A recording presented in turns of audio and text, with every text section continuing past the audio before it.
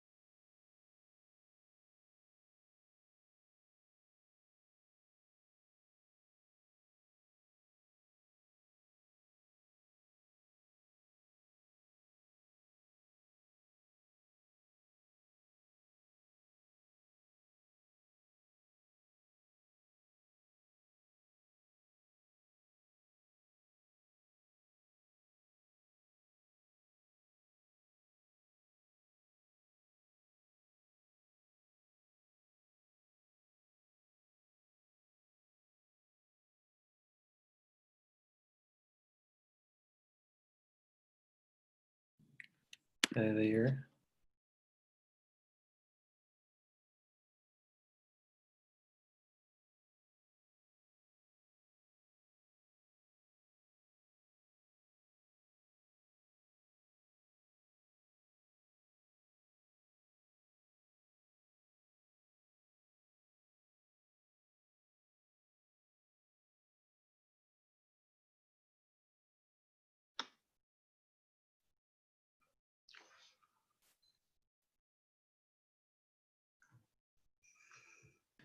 All right, if you just joined us, we're just going to wait a minute or two and then we'll get started.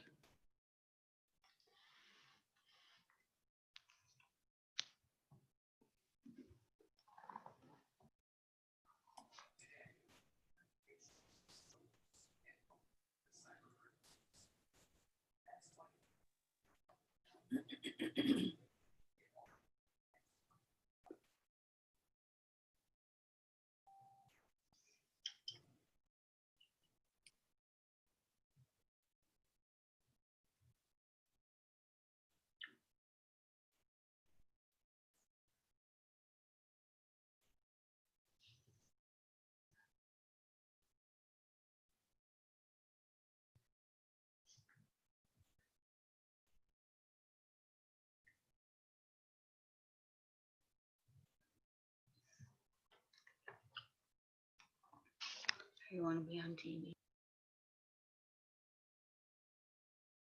All right, so I think maybe we'll just start and people will be trickling in as we go. One moment, let me share my screen here.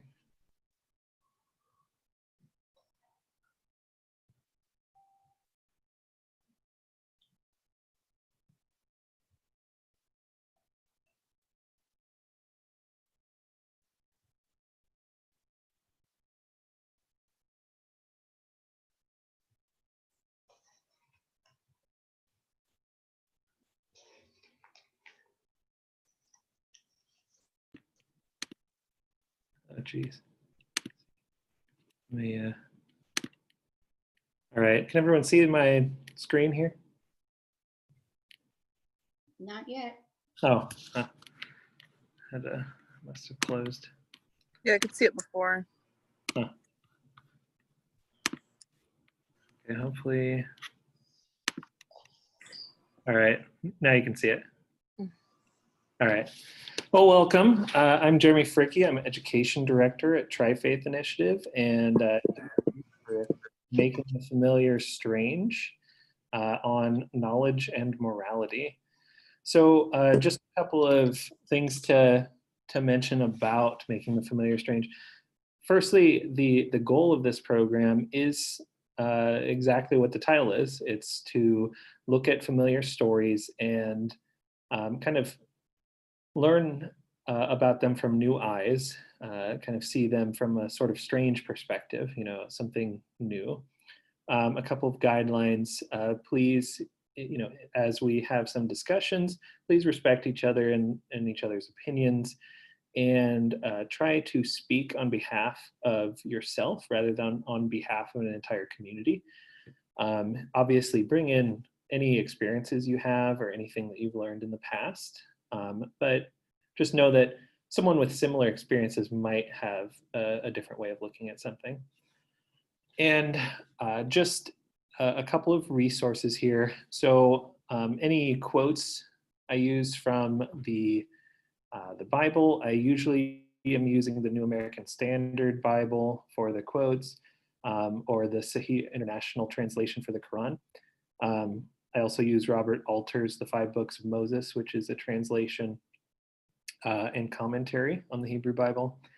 And since we will discuss the serpent a little bit today, there's a book called The Good and Evil Serpent, and it's by James H. Charlesworth that is one of my favorite books, very interesting, a lot of new perspectives out of that. So throughout this, we're going to go through some discussion questions, and I'm going to help provide a little bit of context to a few of these things. But let's start with, what are your definitions of knowledge and morality? We're going to be discussing these two ideas a little bit as we go through today's program. So what are your definitions?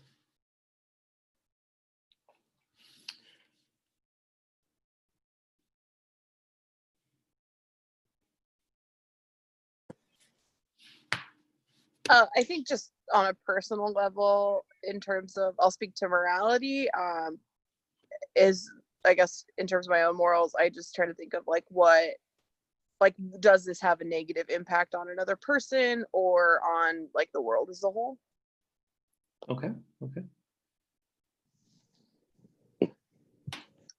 And do you think morality is mostly relative or mostly objective? Does everyone have the same moral code that they're supposed to live by? Right. I mean, right, I try to lean towards, I feel like there's some universally harmful things. So I guess that's why, for me, I kind of come from it at a lens of just am I doing harm? But I think sometimes that can be relative. I don't know. It's a tricky topic, for sure. But yeah, I guess it is relative. I mean, there's certainly decisions sometimes you have to make, a cost benefit analysis, I guess. Yeah, I mean, that's fair. Would anyone else like to chime in about knowledge or morality?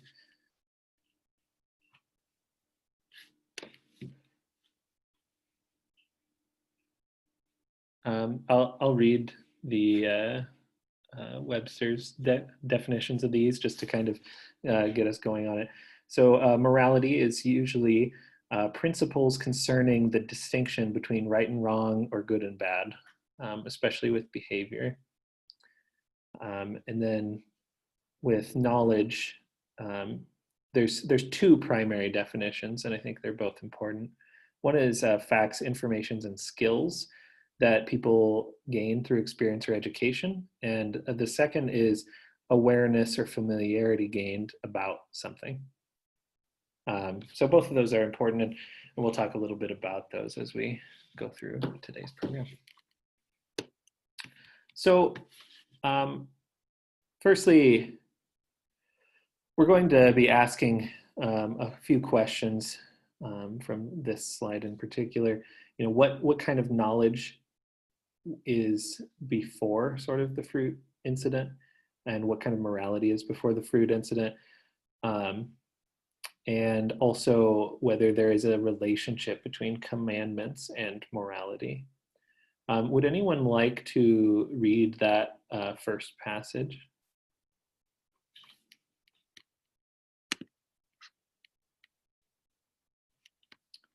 Just Genesis 1:28-30.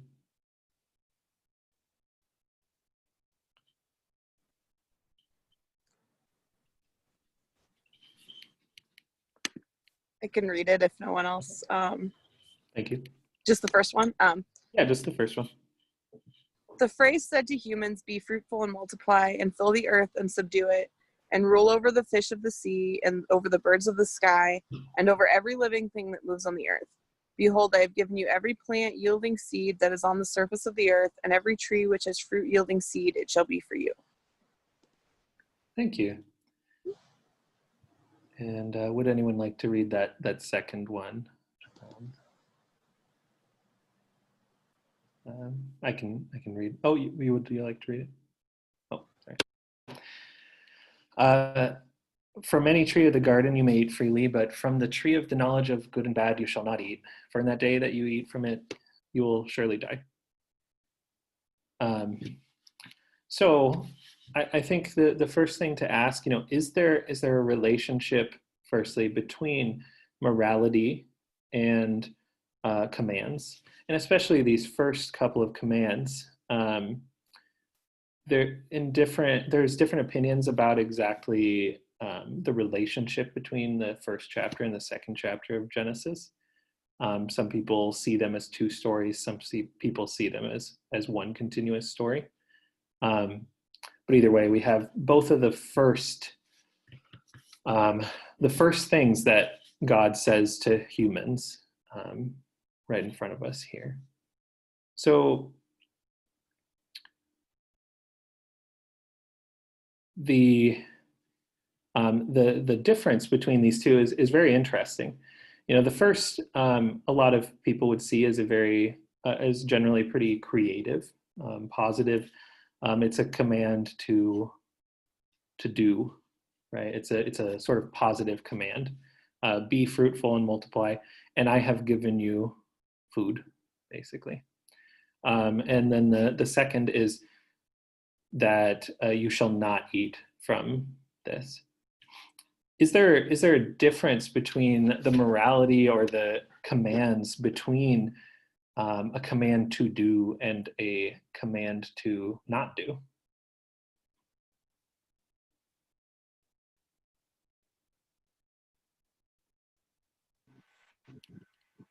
There's a significant difference between to do and not to do, but it still comes back to your core principles. And if you are willing to compromise, and if there is something in between that allows you to do. So I simply see the fact that for the most part, our core principles are developed as commandments, and it may be thou shalt or thou shalt not, still a command for us as an individual. Thank you. But would anyone else like to add what the relationship is between commands and morality, or even these specific commands and morality?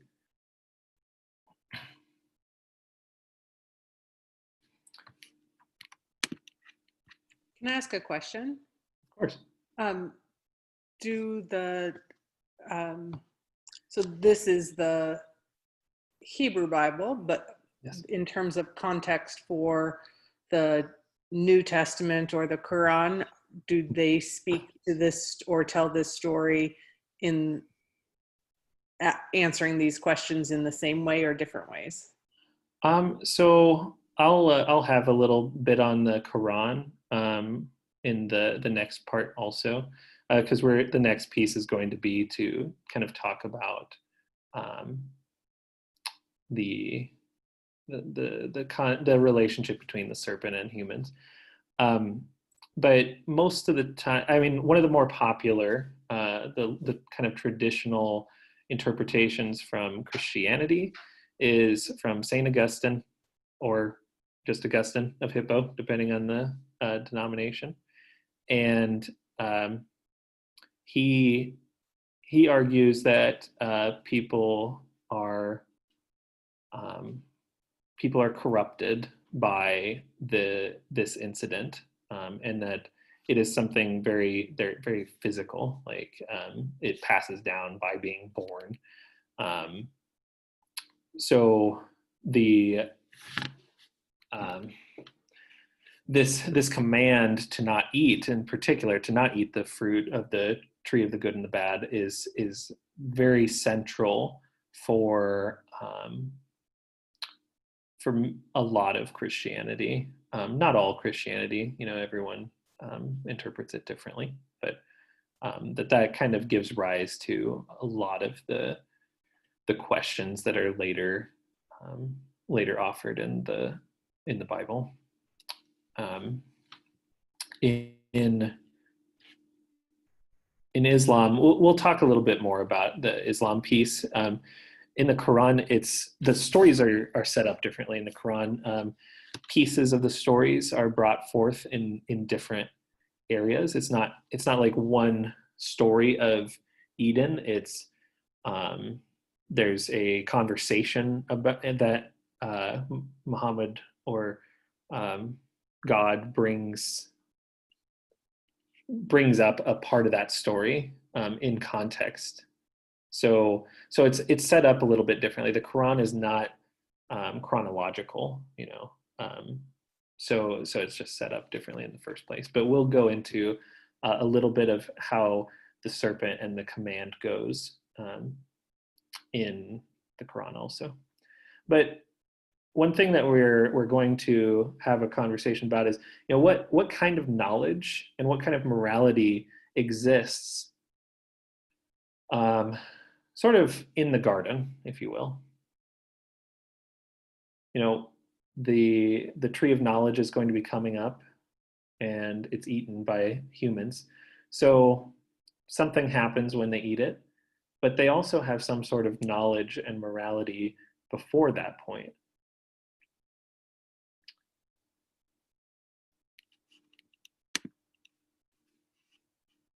So, a popular interpretation, I think the most popular interpretation, at least in Christianity, is that everything was perfect.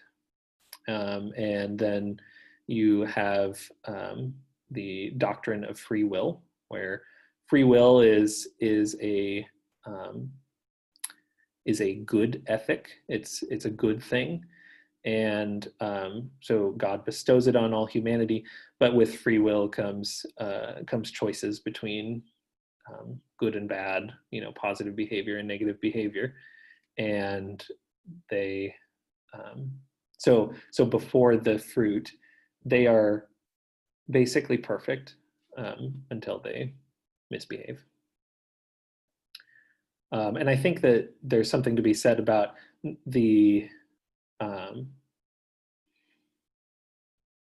I think with the same thinkers, knowledge and morality are kind of similar, actually. That the important knowledge is to understand the difference between good and bad. So those are popular interpretations of those passages.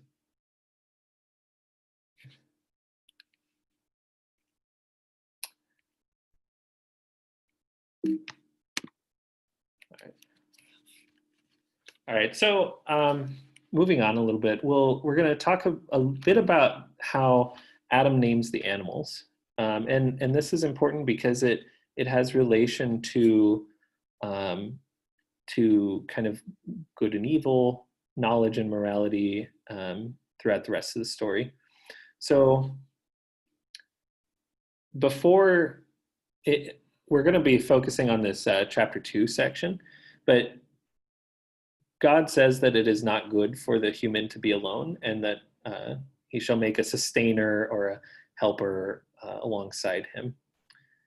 And from this, would anyone like to read that Genesis 2:19 through 20 passage?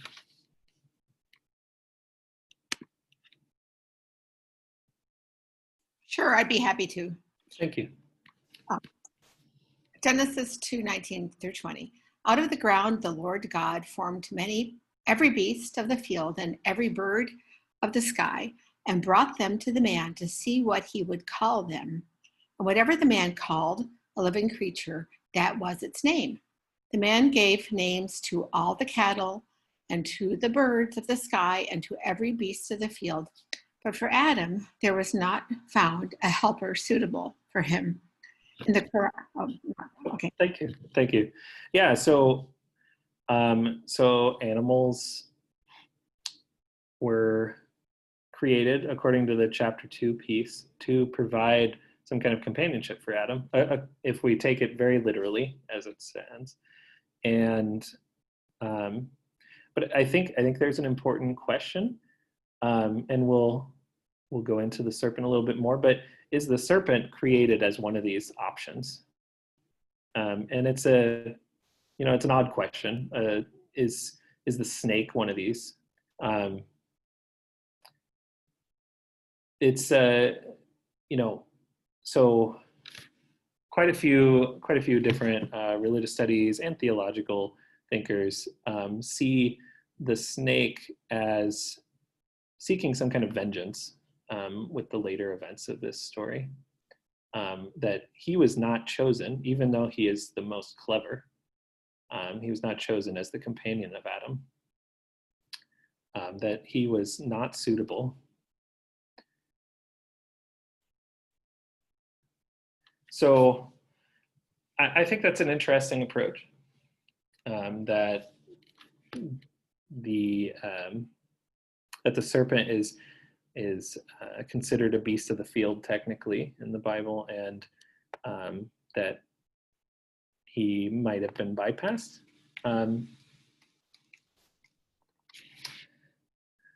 So I think the popular I would say most people don't think about this as deeply as this, but I think it's a valuable thing to think about. Why does the serpent even do anything in the first place?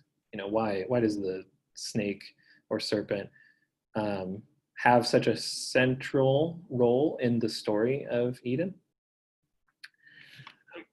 And just to kind of go on a side note here, so in the Quran, the story is a little more direct. When Adam was created, he is told all the names of the animals by God, and Adam names all the animals, and God asks the angels to bow to Adam for his superior knowledge. But Satan says, no, I will not bow. I am made of fire, and that is superior to a human made of clay. So he is cast out of heaven and appears again. So when he appears again, the Quran does not say that it's a serpent. The Quran actually just says that it's Satan that comes to Adam and Eve and deceives them to eat the fruit that was prohibited to them. So in many ways, some of the questions that we ask of the Hebrew text maybe were asked at the time that the Quran was revealed, because it answers some of those questions in a more direct way than you might expect. All right, so the serpent is intelligent in some way. The word that is used is usually translated to crafty or subtle. It can also be used with pragmatic. It's a type of knowledge that is important to achieve a goal. So we can interpret that a lot of different ways. But this Genesis 3:1 is usually translated as a question, although Hebrew doesn't have question marks. Indeed, has God said, you shall not eat from any tree of the garden. So the very first question, if we were to understand it that way, is asked to the woman. And we talked a little bit about the woman last time, so I'm not going to go into a lot of detail about that.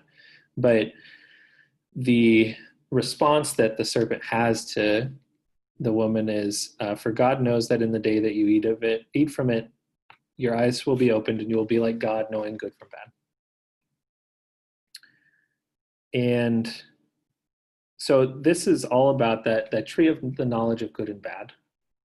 So we talk a little bit about morality and we talk a little bit about knowledge. What is the knowledge of the good and the bad? Is it morality? Is it something else? What could the knowledge of good and bad be?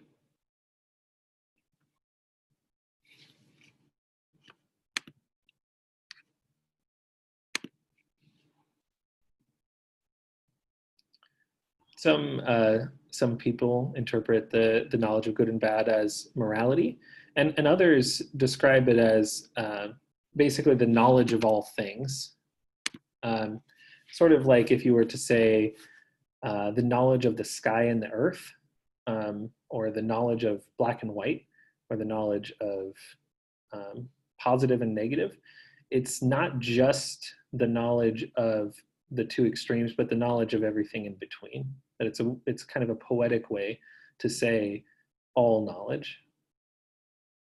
So I think it's fair to read it either way, whether it is the knowledge of morality or the knowledge of all things, but it does affect how we understand the Eden story.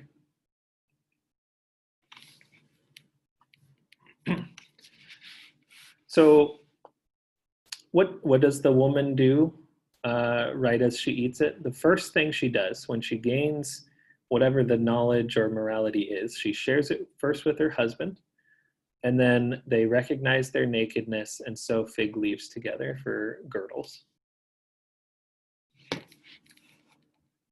So the knowledge has something to do with recognizing their nakedness.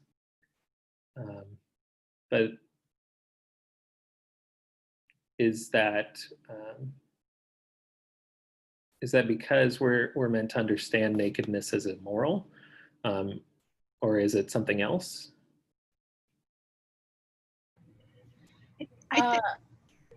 Sorry, you go, Lee. Okay, thanks. I think that this knowledge to me implies that things have different kinds of values. There's subtlety in understanding things, good or bad, or just even that, a snake is different from an eagle. Just that you have different subtleties in your understanding of things than they did perhaps before. Like my dog might understand everything differently than I do. Not that my dog is without subtlety. So kind of like nuance. Is that another word for what you're? Like nuance, and that's something. I think today we probably feel that a peach is better for us than a piece of chocolate. It doesn't mean that we don't have the chocolate, but we have opinions that implies a value scale in all sorts of levels and for all sorts of things. Yeah, that's very interesting. I haven't heard that, but I like that. Yeah, I'll have to think about that myself some more. What do you think, Amanda? I was gonna say that similar to what Lee was saying, that it recognizes difference, but then also to tie it with the morality, it also recognizes, I think, maybe shame and embarrassment a little bit, and then therefore nakedness is seen as a bad thing. Maybe like that's how we've ended up to interpret it, right? Right. Yeah. No, I think those are both fair. Another interpretation I've heard is the recognition of vulnerability. Mm-hmm. That it's not so much about being in the nude, but being unprotected. That they feel that they have some level of danger now because of whatever knowledge they gained. Girdles can be something like a loincloth. They're also, the same word is used for like a war belt, So there's quite a range of what a girdle might be. I mean, it's not just a single fig leaf. It's fashioned into some kind of clothes. Um, so I think that's right. Does that change how you understand what knowledge and morality might be before they eat the fruit? So do they? I mean, do they have no nuance before? They don't. Do they? For me, it's almost like ignorance is bliss a little bit. Like if you don't know that there's a difference, or if you're not aware of the feeling of shame or embarrassment, then you don't know, right? You don't know what you're missing out on.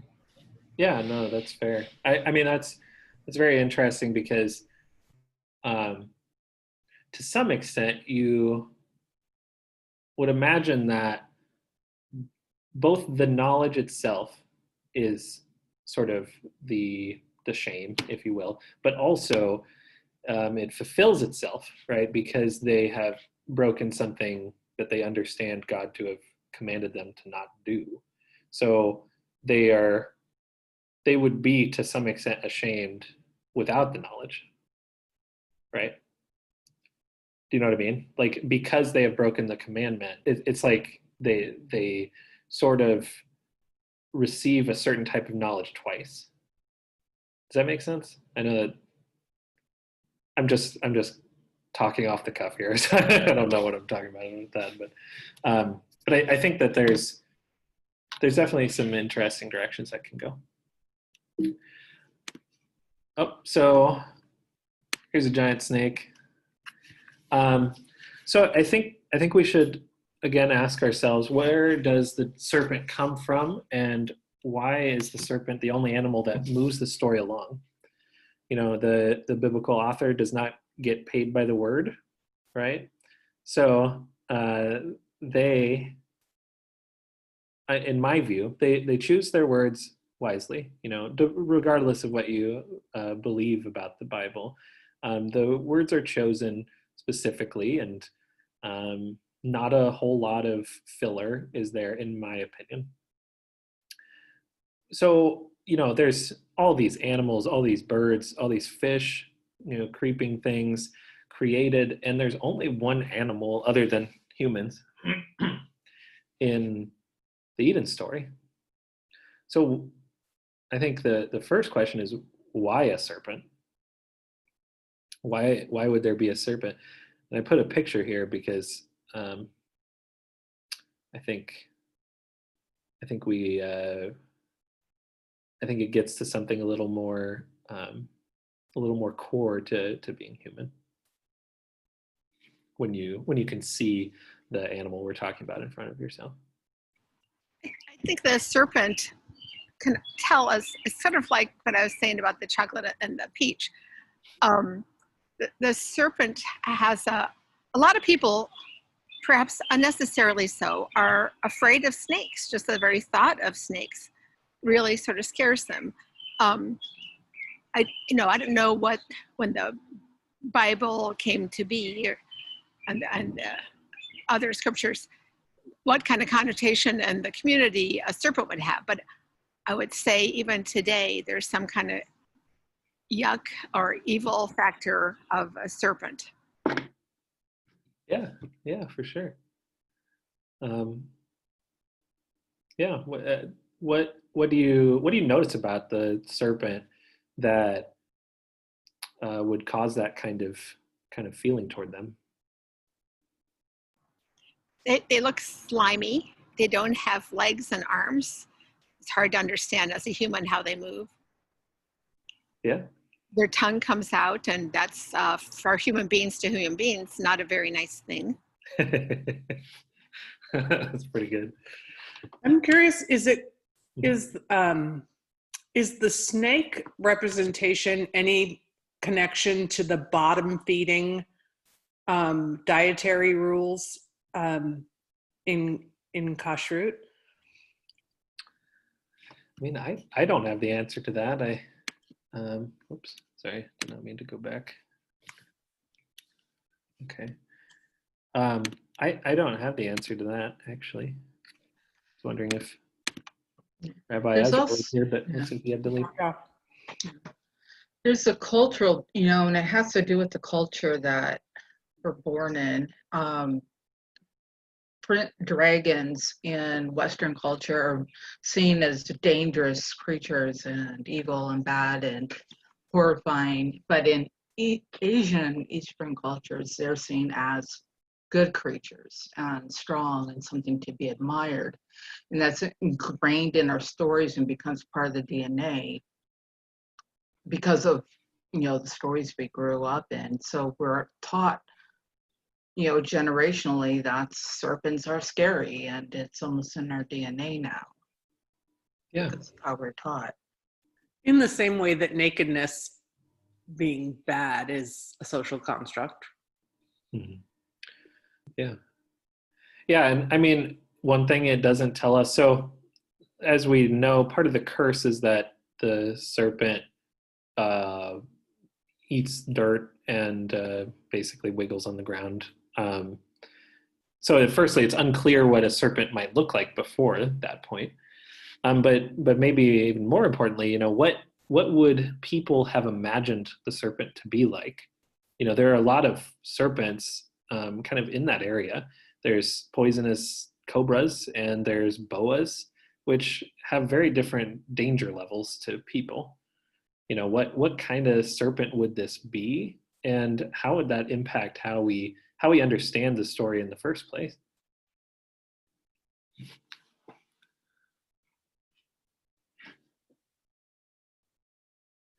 I also want to add maybe a little bit to the list Lee mentioned also.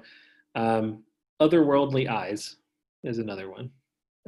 They don't really have eyelids, and like you said, they move around funny. The other piece that I think is considered a little more positive in a lot of cultures around the world is the fact that they shed their skin.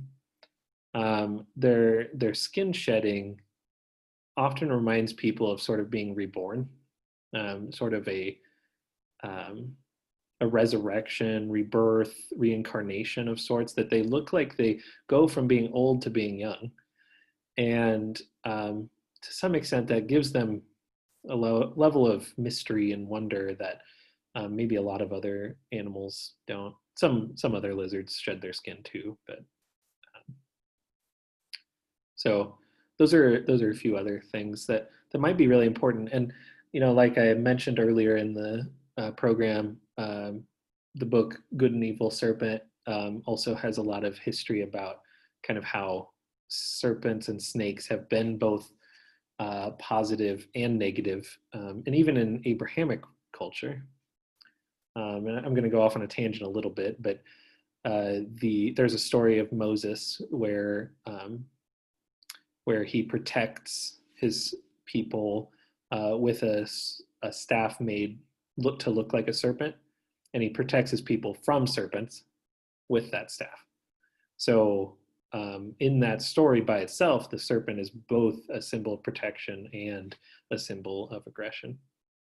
And that's, I think that's in Numbers, maybe. But and I think we talked about it a little bit earlier, but where does the serpent come from? Is he or she? I mean, that's another question. Male or female, or nothing.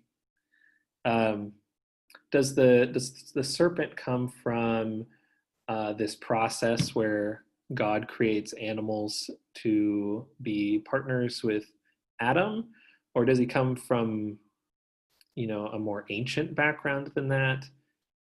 Is he created after? Where does he come from? He just kind of is there in the story. He sort of starts with a conversation, and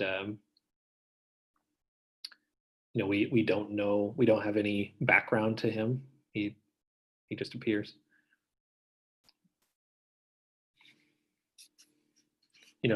Has he always lived in the garden? Is he from outside the garden? Adam was created outside the garden and then kind of dropped in there.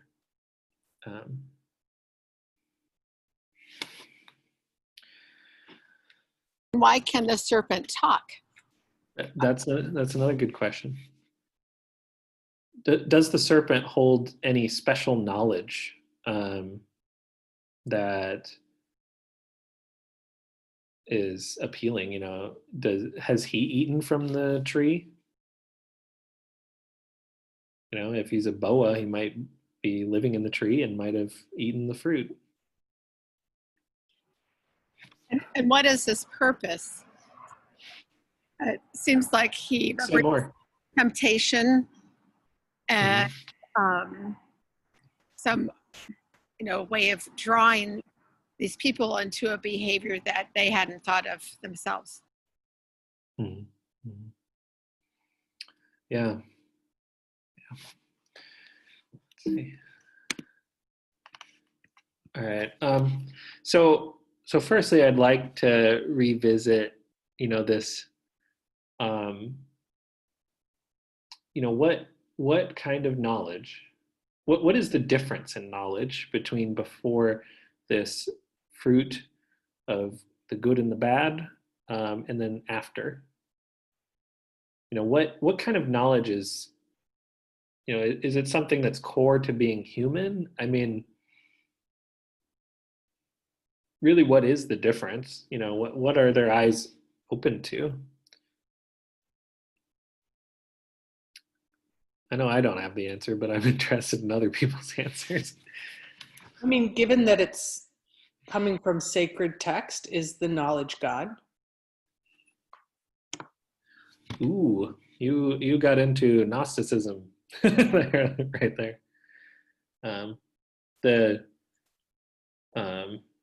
There's a group of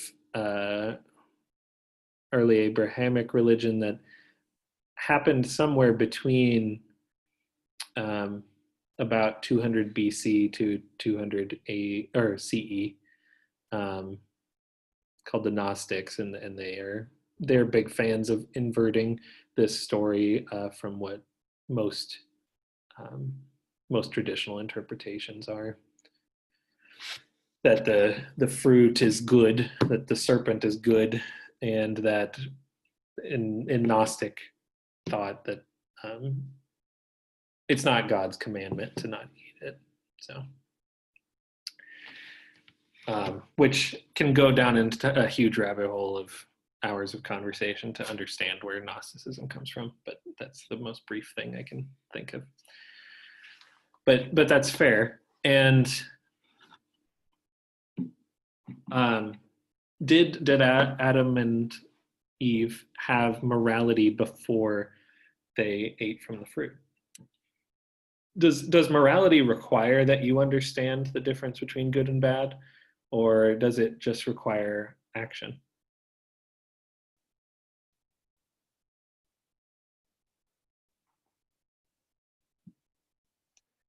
Almost sounds like a chicken egg argument. How do you define morality? I mean, that's a good question. Is morality itself behavior, or does it include intent?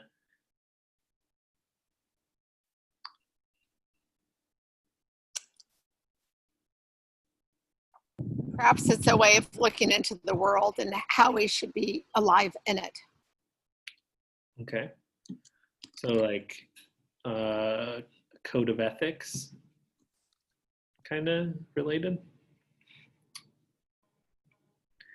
Yeah, I think that those are all interesting ways to look at them.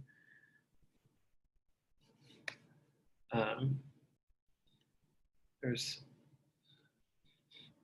another thing I was looking at here. I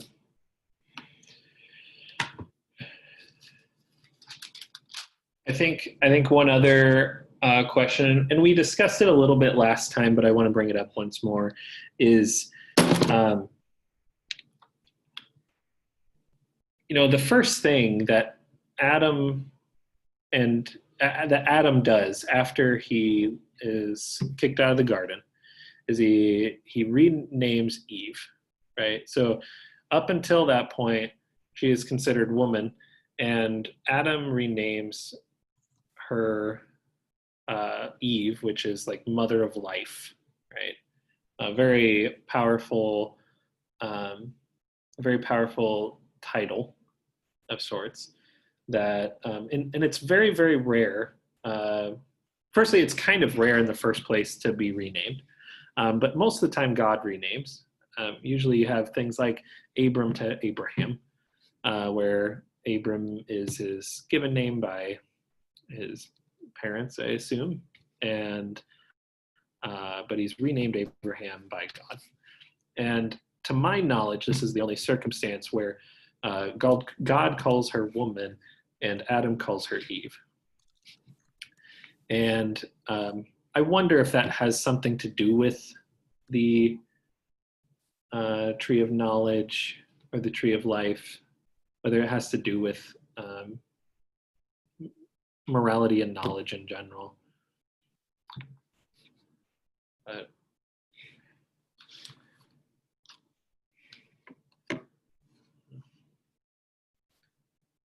so firstly, before we kind of move on to sort of just a recap and a conclusion of sorts, I want to know if anyone has any particular questions that they'd like discussed, or any particular points of view that they haven't had the opportunity to talk about Eden, about knowledge, about morality.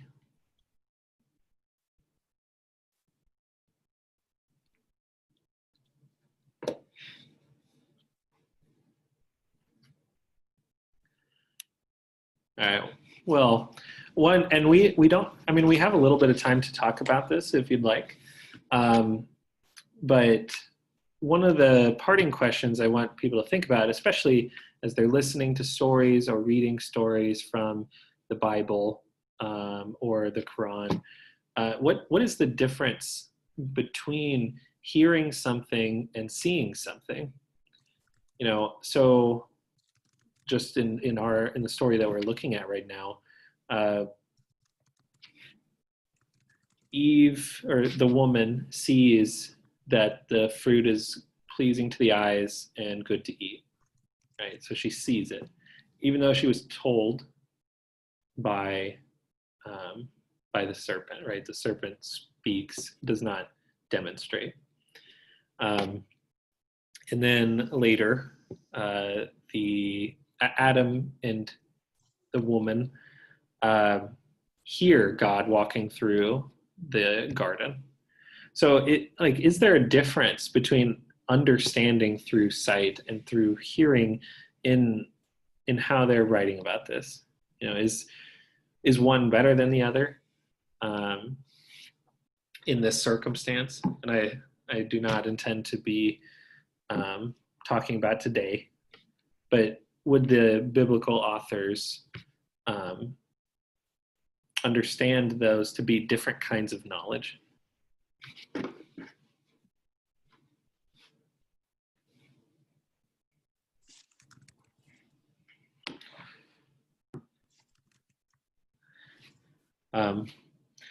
My personal opinion is that the authors probably understood sight to be more factual than hearing. But, you know, I have not read through all the Bible with that lens on. And I think it's something to think about, you know, why do even the biblical characters gain knowledge through certain different ways? Does it mean that they understand something better, you know, when they hear a command from God versus they see God command them? Are those two different things? Those are both used in different areas in the Bible.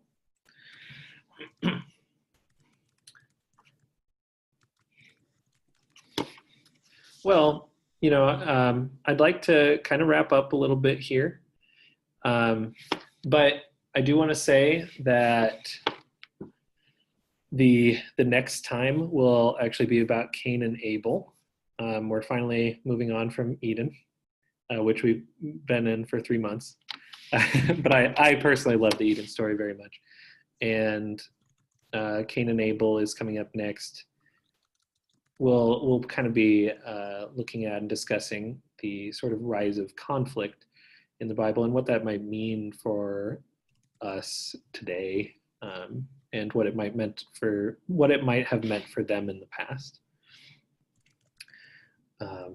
But if anyone else has any questions or comments or anything to add, I would love to hear it. But otherwise, I think we can wrap up today. I do have a question. Yeah, of course. Okay. Based on my own experience, I find that I really learn most from many of the mistakes I make. For instance, the things that I have done well, they don't make as much of an impression as the mistakes I make. Could this be part of this story, that one of the ways we learn is through mistakes, and then we have choices on what we do with those mistakes, or with that learning or not? Yeah, no, that's a good point of view. Would anyone like to add to that? That's a very interesting way to look at it, right? So simultaneously in the story, they gain knowledge and they make the mistake, right?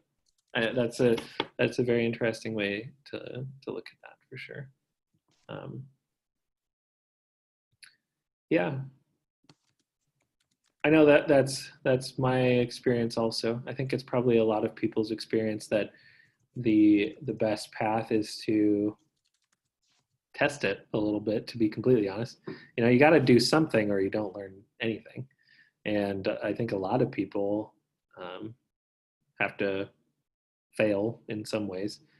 I don't want to force that on people, but it requires some practice. It requires keep trying, and hopefully things will get better. And then as you continue the story, we learn that God did not abandon them, that God came and took care of them. And is that part of the story also? Right. And one thing we didn't talk about, but you bring it up maybe a little bit, is one